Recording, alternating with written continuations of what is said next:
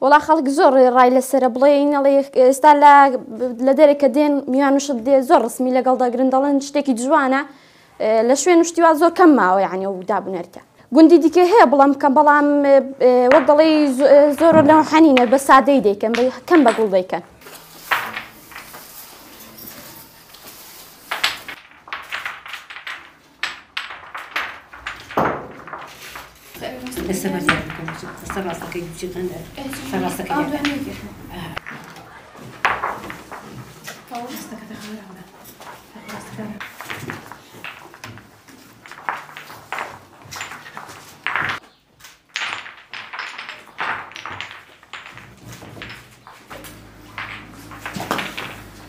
والله جاوتي بويني حل باو بابي حوشت الحال ابو حك دويانا